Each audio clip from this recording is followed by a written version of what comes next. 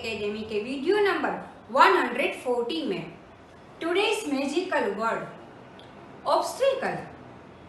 Obstacle को हम विघ्न, तकलीफ, मुश्किली, समस्या, प्रॉब्लम्स इन सभी नाम से जानते हैं, क्योंकि हम बार बार उसकी कंप्लेन करते रहते हैं कि हमने ये काम शुरू किया तो हमको ये प्रॉब्लम आएगी, अगर ये करेंगे तो उसमें ये दिक्कत है। मतलब बार बार हम ऑब्स्टेकल्स के बारे में नेगेटिवली सोच कर परेशान होते रहते हैं और इसीलिए अपने काम में अपने 100% दे नहीं पाते। पर मेरे ओपिनियन से हमारी लाइफ में, हमारी एक्टिविटी में, हमारे गोल में आते हर एक ऑब्स्टेकल को हमें सक्सेस की सीढ़ी के रूप में लेना चाहिए। सक्सेस के लिए जो लैडर हमें चढ़नी है उसके स्टेप्स के रूप में जब हम ऑब्स्टेकल्स को लेंगे तभी हम सक्सेस को पा सकेंगे, क्योंकि हर एक ऑब्स्टेकल, हर एक नई समस्या अपने साथ कुछ सॉल्यूशन भी लेकर आती है और कुछ ऐसी बातें हमें सिखा कर जाती है जो हमारे सक्सेस के लिए जरूरी है। इसीलिए ऑब्स्टेकल से ना घबराए। आपके जीवन में, आपकी एक्टिविटी में ऑब्स्टेकल्स, प्रॉब्लम्स आए तो ओके, उसे सॉल्व करने की कोशिश कीजिए और उसे सॉल्व करते करते ही हम अपने आप में बेटर बन सकते हैं, सक्सेस को पा सकते हैं। हमारे वीडियो नंबर 138, 139 में जो भी हमने ट्रायल बैलेंस के रिगार्डिंग इम्पोर्टेंट पॉइंट्स, कौन कौन से अकाउंट की डेबिट बैलेंसेस होती है, कौन कौन से अकाउंट की क्रेडिट बैलेंसेस होती है, उन सभी का लिस्ट भी हमने प्रोवाइड कर दिया था।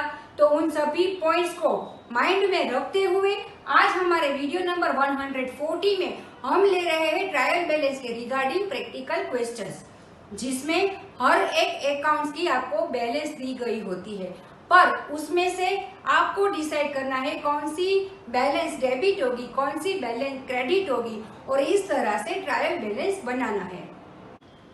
तो बैलेंस के लिस्ट के ऊपर से हम ट्रायल बैलेंस बनाते हैं।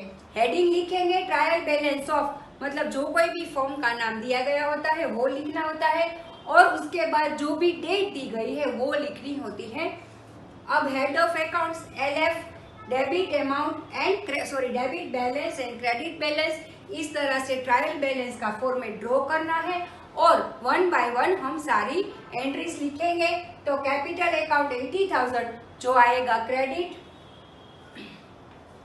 कैश अकाउंट 44,560 जो आएगा डेबिट, उसके बाद परचेज अकाउंट 79,000 जो कि आएगा हमारा डेबिट, सेल्स अकाउंट 50,000 जो होगा क्रेडिट, ड्रॉइंग्स अकाउंट 1,500 जो होगा हमारा डेबिट, डिस्काउंट रिसीव्ड अकाउंट 540 जो हो गया क्रेडिट, सैलरीज अकाउंट 2,000 जो होगा डेबिट, उसके बाद सभी तरह के जीएसटी, इनपुट जीएसटी भी डेबिट होंगे और आउटपुट जीएसटी जो होते हैं वो क्रेडिट होंगे। जनरली सभी अकाउंट्स की कौन कौन सी बैलेंसेस होती है उसके बारे में हमें जब पता होता है तो हमारी ट्रायल बैलेंस एकदम आसान हो जाती है। अब इतना तो हमने कर लिया, उसके बाद अब हम इन दोनों कॉलम का टोटल करेंगे जो कि इक्वल आना बहुत ही जरूरी है।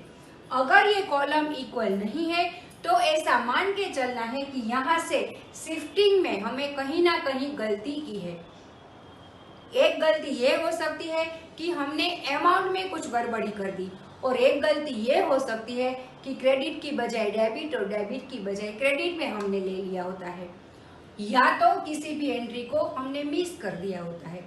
तो जब ये हमारा टोटल इक्वल नहीं आता है तब हमें फिर से सभी एंट्रीज को चेक करना होता है, सभी फिगर्स को भी 1 बाय 1 चेक करना होता है। कई बार ऐसा भी होता है कि हमें कौन से अकाउंट है उसकी डेबिट बैलेंस होगी, कौन सी क्रेडिट होगी, वो हमें अच्छी तरह से याद नहीं होता है। तभी हमें उसके रिगार्डिंग जो भी अकाउंट के टाइप्स है और उस अकाउंट के रूल्स है उसको याद करके भी इस कंफ्यूजन को हम दूर कर सकते हैं। और जनरली जो स्टूडेंट्स एक कंफ्यूजन करते हैं कैपिटल एंड ड्राइंग अकाउंट के बारे में।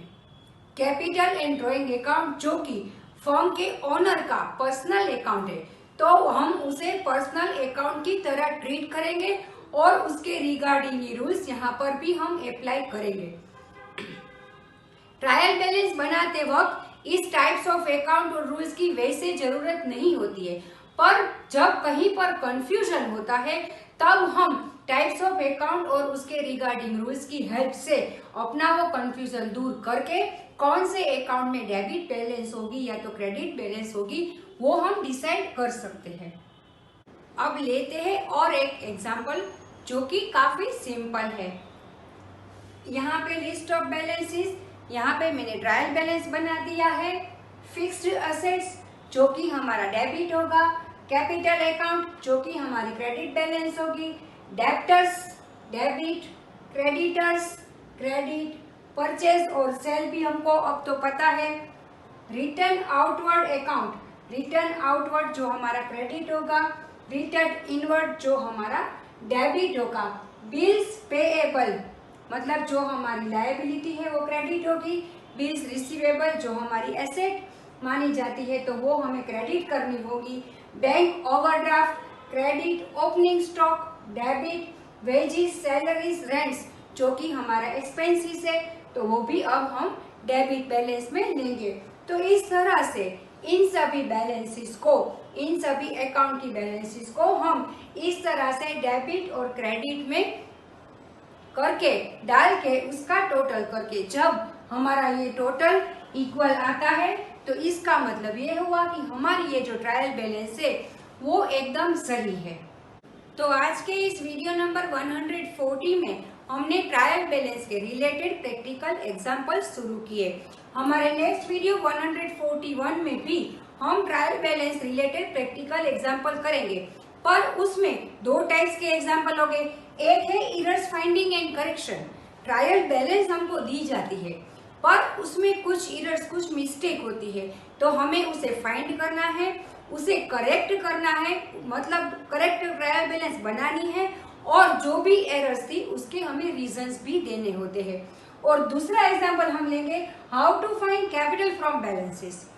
हमको बैलेंसेस दी गई होती है, उसके ऊपर से हमें ट्रायल बैलेंस बनानी है और उस ट्रायल बैलेंस में से भी हमें बैलेंस फाइंड करनी होती है जो होती है हमारी कैपिटल। तो इन दोनों टाइप के क्वेश्चंस को कैसे सॉल्व करते हैं वो हम हमारे नेक्स्ट वीडियो नंबर 141 में कवर करेंगे। तब तक stay tuned with Shiv Academy. Thank you.